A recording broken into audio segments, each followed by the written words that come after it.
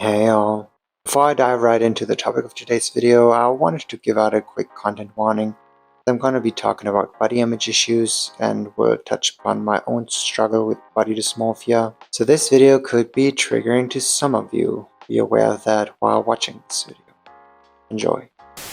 The topic of this video had been swirling around my head for some time now. As a doll collector, rebuddying your dolls has been a common practice from the beginning. A lot of times it is done in order to repair a broken or damaged doll. You take her head and stick it onto a functioning body. Or it's a way for people to give non-articulated, stiff-bodied dolls posing abilities by putting the head onto an articulated body.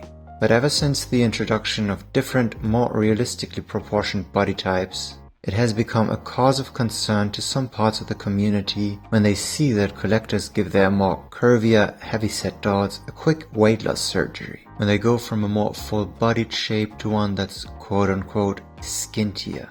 Some folks also like to give doll collectors the side-eye who use heat to customize the body and shape of a doll's midriff and waist by slimming it down. Whether it's via boiling water or a heat gun to shape a waist of a doll into something resembling more of an hourglass figure. Ditching the modern body-positive notion of beauty comes in all shapes and sizes for a more traditionally old-school view of how a beautiful body should look like. The doll community is more or less a mirror of our society, including all parts of it. So it's sadly natural that racism, misogyny and homophobia run rampant here, and so does fatphobia.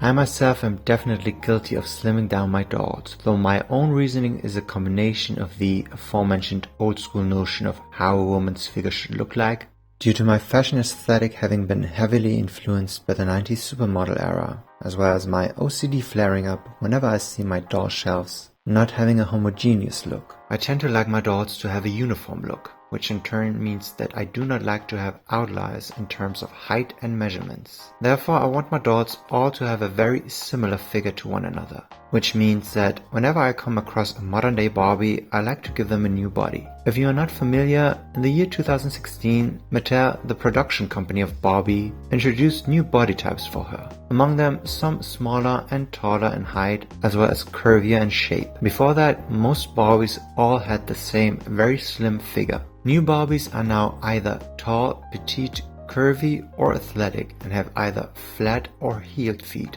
again changing the height and posture of the doll. I personally like to rebody them on the belly button body of the 2000s era Barbies, which is my personal favorite body mold of Barbie. It's dainty, graceful and elegant, and clothing fits fabulously on their shape. As I love to put most emphasis on the fashion aspect of doll collecting and how miniature fashions look on a 1/6 scale frame, a certain shape enhances the look of clothing, which in turn makes it clear as to why Barbie fashions today might be lacking. Just hear what the iconic Barbie designer Carol Spencer had to say about this. Clothing on an 11.5-inch frame can get bulky, so they made adjustments.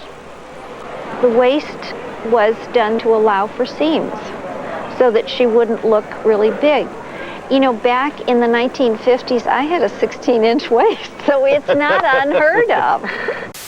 Now, of course, I do ponder the question whether this bias of mine is influenced by society's ideals of beauty, as well as whether I might be projecting my own issues with body image onto my doll collection. Or maybe it's just a look that I like and that's it. I just know me. I don't really use the tall Barbies all that much. I love her face, so I'm swapping them. It's a personal choice. I do have a complicated history with my own body image, not helped by the fact that I just need to watch a video from a year ago and compare it to a recent one to see my weight balloon up live on screen. I've pretty much gone up and down in weight over the past 2 decades, going from 155 at a 6-foot frame at my slimmest up to 200 pounds at my heaviest. Going to the gym 3 or 4 times a week, eating a very calorie-restricted diet with green tea fasts on Sundays. Wasn't that healthy of a behavior for my own mental well-being? Being hungry all the time, then binge eating, and then feeling ashamed, going back to eating nothing. Even at my slimmest, I felt flabby and unwanted. I felt like my body didn't measure up, but I'm at a point now, at 36, where I'm quite happy and content with not only the way that I look. I'm also not really giving a damn about what I put in my mouth. I'm not wasting time, effort, and energy into calorie measuring every meal that I have. I'll just eat whenever I'm hungry and eat whatever I want to eat. And I feel like a lot of it has to do with the recent body positivity movement for the past few years and just unlearning behavioral patterns that I've taught myself over the past 20 years almost, and that I've been just cycling through from time to time. I feel like the 2000s and 2010s ramped up the super thin body image depictions in dolls big time with the advent of doll lines like Winx Club, Monster High, La-Di-Da and High Glam being very thin stick figures almost, of course with a sprinkling of fantasy on top, helping them to differentiate them from a Barbie doll who, in a classic shape, was triple or quadruple the size of a Winx Club doll, for example. If you grow up playing with these dolls, it's safe to assume that the way you look at certain body types is very much influenced by the silhouette you played with. Being confronted with more curvier dolls naturally leads to a heaping of internalized fat phobia to pour through.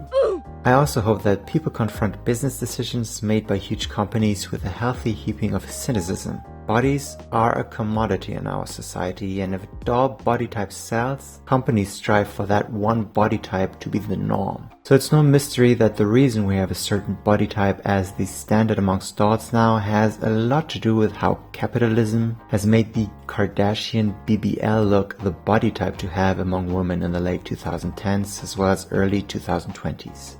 There's no kumbaya, we want to make the world a better place reason Mattel and the company behind LOL, Surprise OMG and Rainbow High have settled onto making doll bodies look the way they do now. It's strictly a business decision.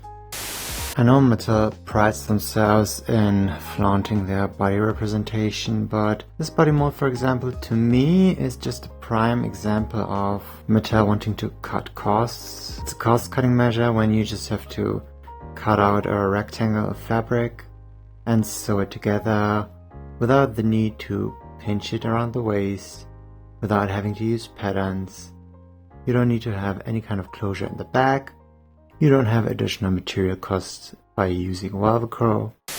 Adult doll collectors be doing adult doll collecting things, especially when it comes to customizing the doll they've purchased with their own hard-earned cash money. So all in all, that should not be under such a huge amount of scrutiny, I feel. I do have to make it clear though that at the end of the day, I'm a full-grown adult who has already formed his views of body image. While there's no denying that certain depictions on body image can be very damaging to children who are still developing their views on these things. So when an older kid or young teen stumbles upon a TikTok that turns their Rainbow High doll skintier, I do wonder what it could trigger in kids in terms of them developing their views on body image.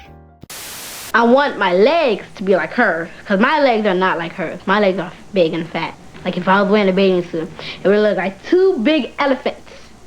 Two big giant elephants. What I also need to point out though is by the same token, it is very important to know that we have 50 years of data to look back on while determining the long-term effect that hourglass-shaped and skinny-looking dolls have on children's development. We're just at the beginning of collecting this very same data, determining the effect fuller-figured, curvier dolls could have on children's development. Obesity rates among children have shot up anyhow, due to socio-economic circumstances fueled by rampant, not controlled by the government dystopian capitalism. So if images of thin dolls lead to body dysmorphia, could images of fuller-figured dolls eventually be just as damaging to children's development? Maybe so, but I'm just spitballing ideas here. While feeling like the whole world shames you, it's easy to fall into the trap of shaming others for the same thing, so it's important to not put down one body image while similarly shaming another. I've noticed that a lot in the discourse of Troye Sivan's recent output and the claims that it's lacking in body representation. while at the same time, those discussions turned into an attack on his own lean body. And yes, the minority will always have leeway when it comes to attacks on a privileged majority, but at the end of the day, I do hope that a debate between opposing views has the opportunity to be well balanced, views can be nuanced, and a healthy discussion about fat phobia in the doll community can be had without resorting to having a certain ways of styling or customizing your doll be condemned, overanalyzed, and projected onto. I hope you enjoyed watching this video. If you did, please leave a like. If you thought this video was trash, leave a dislike. Subscribe to my channel if you haven't done so already, and I might be seeing you in my next video. Bye for now.